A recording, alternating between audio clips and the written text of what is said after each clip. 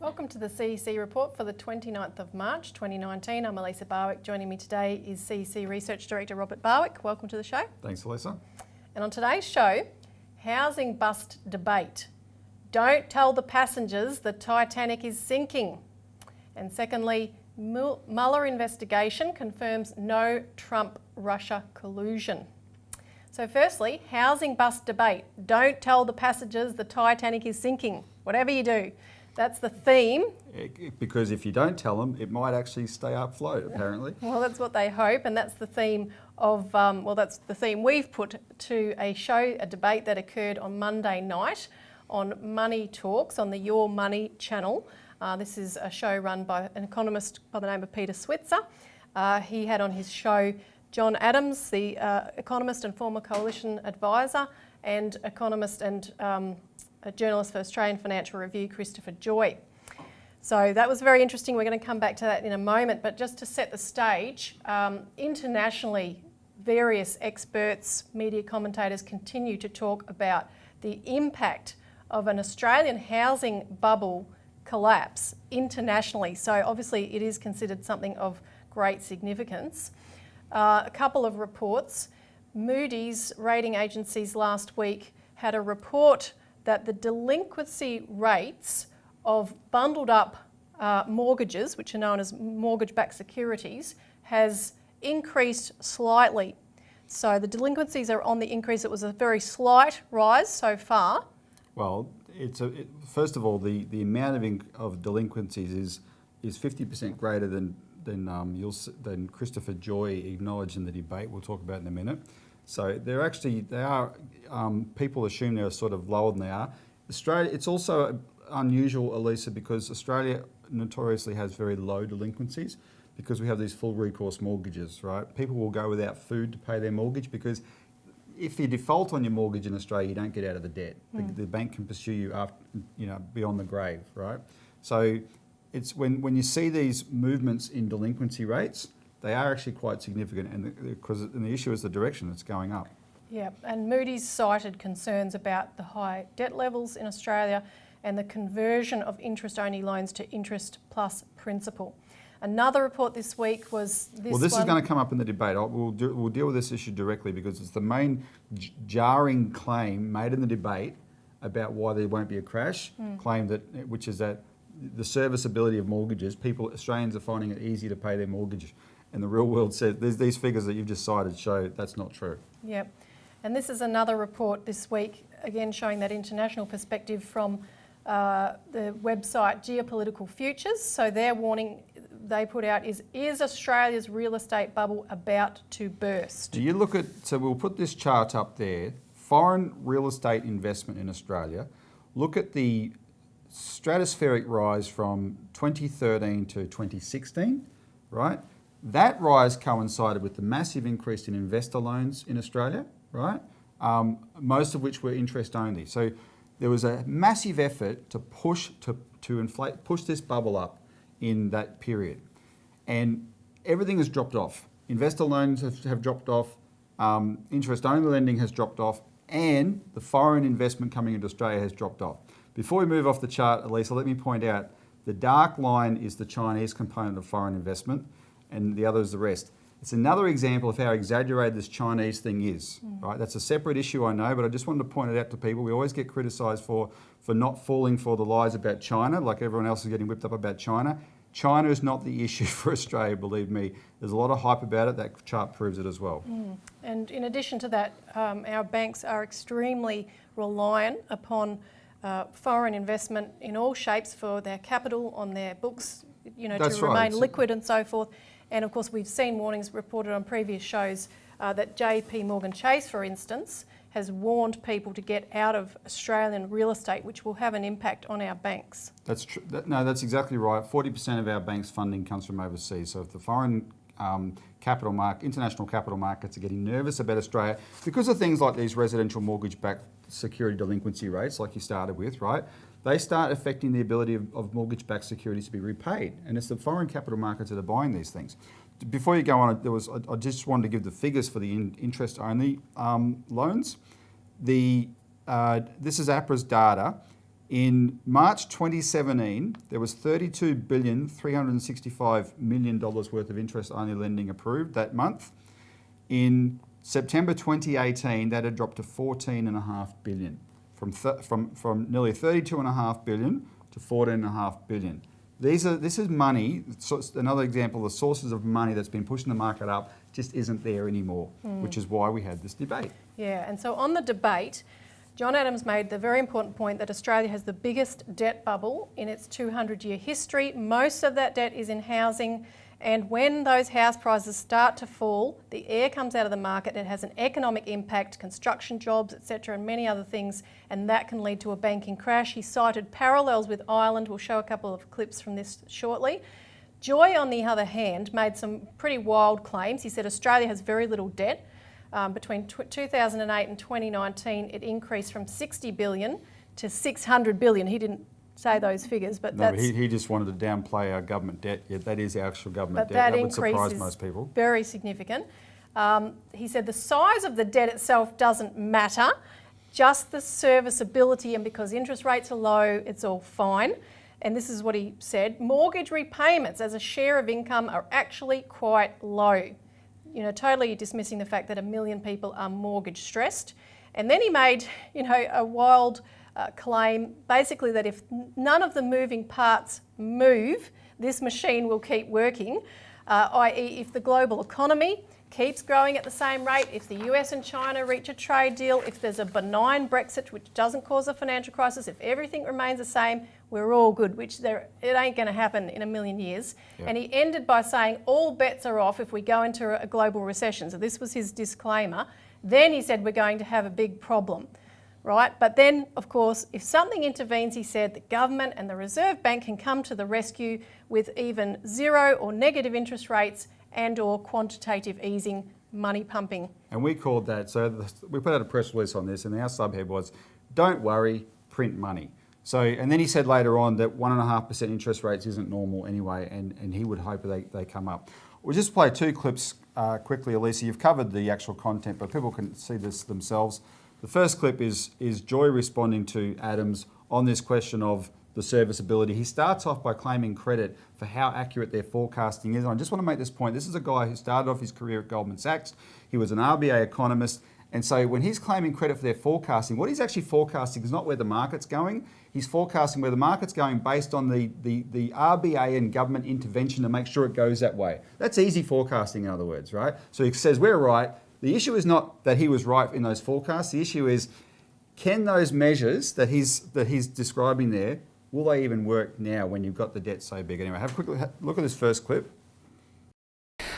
If you ignore interest rates and only look at incomes, house prices look about 13% overvalued. So that could come through a 6% fall in house prices, and it could come through a couple of years' worth of wages growth.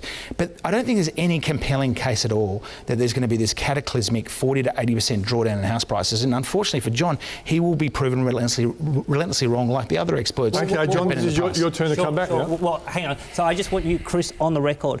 Do we have a house debt bubble in this country? Do we have a debt bubble, or there is no debt bubble? I've argued, I'll answer your question. I've argued that the levels of household debt have been excessively high. I've argued that consistently. I don't think we necessarily have a debt bubble. Let me respond to your question. I'm just going to make this point. 2007, the RBA on the record, the amount of debt at that point bigger than the 1880s, 1920s. The debt today has never been as big since 1788. Buddy, the home ownership rate in Australia today is 70%. The home ownership rate in 1890s was about 30%. It's a completely different economy. No, but that's completely irrelevant. We are talking about debt and the serviceability of that debt. Now, it's serviceable now because the debt hasn't become a systemic issue. But you show me... So why will it become a systemic issue if mortgage repayments as a share of income are actually quite low?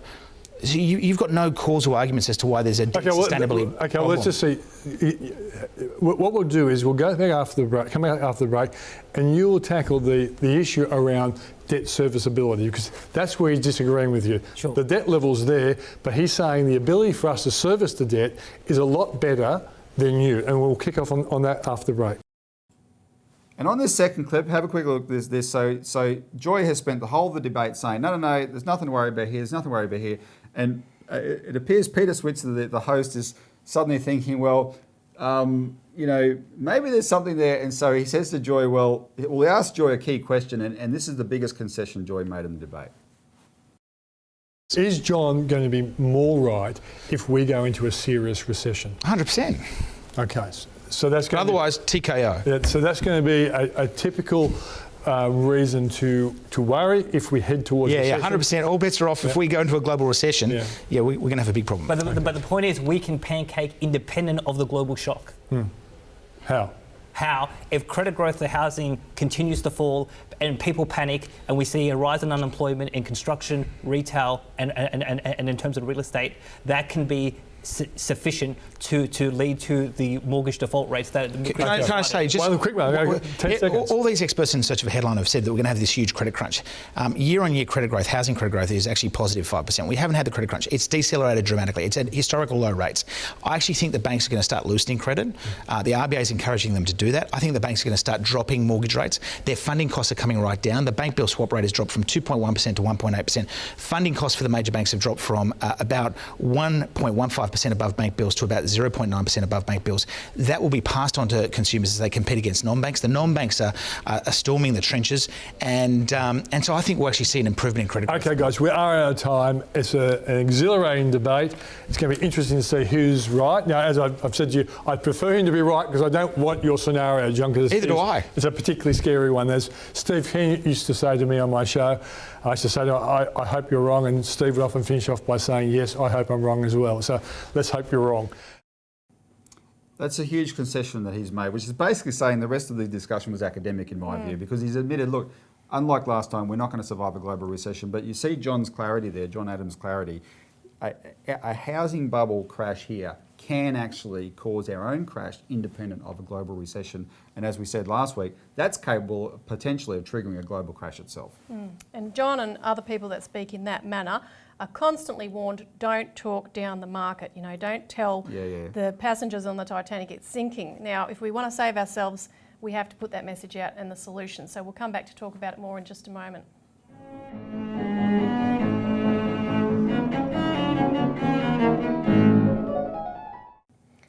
Welcome back to the CEC report, where we're talking about the great housing bust debate. Now, of course, the entire housing bubble has been built on fraud upon fraud upon fraud. Lending standards themselves were a fraud. But Deutsche Bank has made a revelation in the last week or so, revealing a major flaw in APRA's data, meaning that they underestimated the mortgage debt bubble by up to 40%. It's average mortgage debt, right? And so when you average mortgage debt, you've got to think about this is all mortgages with any that exist in Australia at the moment. Some of them have $500 left to pay, right? Some of them have $5 million on them, right? So the average figure of all that averaged out, APRA has been saying for a while is about $276,000.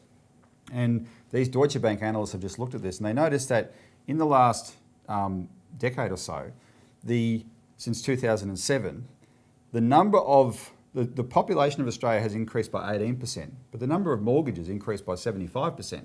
And they're thinking, how can there be so many mortgages relative to in terms of growth relative to the population? And the answer, of course, is a lot of these mortgages are split. One actual debt, one couple or one house that borrows to buy a home, they will often split their mortgage between a fixed rate, a floating rate, and sometimes they split them three ways, right? And so the average mortgage debt is not the same as the average household debt. And the actual debt for the average mortgagor is 40% higher. And when you're talking about averages, 40% is a lot, right? It's reflective of this is a serious thing. So why doesn't APRA know this? We put an article out. In 2017, we had a former APRA employee write an article for us saying, look, he can attest that APRA doesn't want to know this data. We know that in the case of Dr. Wilson Tsai, another former APRA guy, and I'm talking about a different person now, Dr. Wilson Tsai, he tried to do proper data analysis for APRA and they weren't interested. And when he left in 2010, they shut down their research department, right? So if we're using this analogy of the Titanic, and the debate was like, if we don't tell the passengers of the Titanic sinking, maybe it'll stay afloat, which is the sort of why they don't want anyone talking down the economy. Well, APRA is like the captain doesn't want to have anyone down in the engine room, right, or below water level who can tell him whether there's a gas in the hull or not. We don't want to know, right? Yeah. This is crazy, and these people are in charge of our banking system. Now, of course, one of the other provisos Christopher Joy made was that, we'll be fine if there's no international crisis or recession. And of course, that is not going to happen. That it's in progress, and everyone's warning of that. You have a global credit bubble, and then built upon top of that another bubble where those credit loans are bundled up and sold and packaged and resold. You have the global derivatives bubble over $2 quadrillion. You have a new European crisis going on, including with what might be the effect of Brexit. You also have a crisis of the bail-in model, which was the model that was created after the global financial crash to stop having to have banks bailed out. Instead, they would bail in some of their loans and so forth, credit, and the bank would be rescued by stealing the investments and savings of depositors. But that is in a crisis point because there are admissions that it won't work. First of all, you had the IMF that has come out and that it said we've got no tools to deal with this crisis. So in other words, bail-in is not going to work, or at least there's no confidence in it. You had an article in the Financial Times on the 25th which warned that European banks need to issue this year $450 billion worth of new bail-in debt, the sort of capital they need. Yeah, that's the sort of capital they have to have on their balance sheets that can be bailed in a crisis. But the problem is, investors who would buy those bonds, they're starting to not like the idea that, hang on, if I buy this bond, this could disappear in my hands if that bank gets into trouble. And so that means the issuer the bank, to have to sell these bonds, has to sell them at higher and higher interest rates. And therefore the cost of them becomes prohibitive to the bank. And the bank's saying to the regulators, this ain't working. And therefore the FT said there are concerns that bail-in debt could weigh on profitability and that this process in fact threatens to weaken the viability of some lenders. So their so-called solution is coming back on themselves, causing more problems. So it's not going to resolve anything. And finally, I just wanted to get your comment on one final thing, which is the inversion of the yield curve occurring right now. This was a major event that economists know to look for. Most lay people don't, but it defines the market. So last Friday in the US, 4 o'clock Saturday morning our time, that's how precise the event was. The US Treasury 1-year Treasury bond yield, which is how much you make from that bond if you buy it, which is the interest rate plus or minus a discount or premium, that became more expensive that became greater than the US 10-year Treasury bond yield. Right now, historically, and in normal circumstances, short-term interest rates are always lower than long-term interest rates. That's in a normally functioning economy.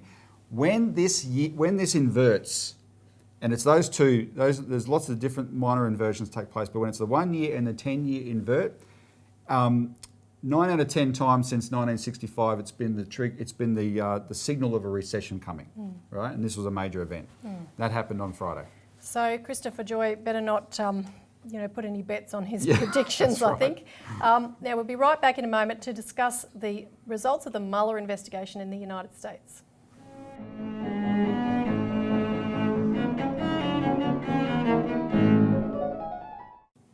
Welcome back to the CEC report, where we're now discussing Mueller investigation confirms no Trump-Russia collusion. Just before we get into that, don't forget all the backup info is in the Australian Alert Service, our weekly magazine. You can call in if you haven't already for a free copy. Also, don't forget to make a submission to the Senate inquiry into the separation of banks bill. Submissions close on the 12th of April. It's likely the Prime Minister will call an election a few days before that deadline, but that's still the deadline. That won't change. What may change is the reporting date. So make your submission if you haven't yet made it. So that's the Glass-Steagall solution to prevent this banking crisis wiping out everything. We'll put a link on the YouTube video of the where people can get a summary and instructions on how to make a submission and a template of sorts. Yep. So now, US Special Counsel Robert Mueller has ended his probe into Trump collusion with Russia and has reported that there's no evidence of such collusion during the 2016 US election campaign. Now, this was always, as we've reported before, a plot to sabotage US-Russian relations. Which Trump had campaigned on. It was the best breath. Trump is a strange guy, you know, lots of things you don't agree with, but breath of fresh air. Let's you know, bring some chance for peace in the world. Get America and Russia to get along, please. The two biggest superpowers, and these guys set out to sabotage it. And as we said from early on, the Steele dossier was based on a report by a former British agent, and that was the basis of these allegations. But now that it's been disproved, people are asking for an investigation into who put this all up. Into the hoax. And who colluded to make that happen, along with calls for prosecutions to be made. And Trump himself called it a hoax and called for prosecutions of the perpetrators. Earlier he had retweeted this from William Craddock from Disobedient Media, which said Russiagate was designed in part to help the UK counter Russian influence by baiting the United States into taking a hard line against them. Leaves us all with a more dangerous world as a consequence. Just another episode of the Great Game. And that's what we were saying all along, exactly that. Yeah, because with what China and Russia are doing, there's efforts to make them the enemy so that we don't go along with a new financial architecture and grand development designs, etc., which would transform the world. Now, journalist Matt Taibbi had a great comment on this too in an article that he wrote. He said, it's official, Russiagate is this generation's WMD, meaning weapons of mass destruction.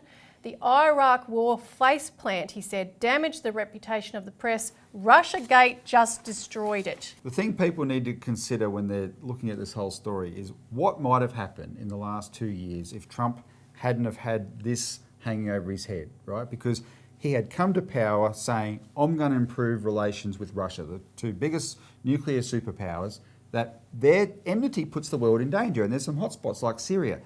Syria could have been resolved much more quickly with much less bloodshed if Trump had been able to pursue that with Russia, because it wasn't Russia that caused Syria, it was the American CIA, as Tulsi Gabbard, one of the Democratic candidates, said, right? They stirred that up. They backed the most extreme murderous jihadis to get in there to overthrow the legitimate government, right?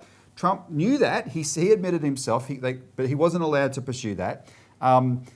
They could collaborate on the broader question of international terrorism, right? Collaborate on things like the drug trade.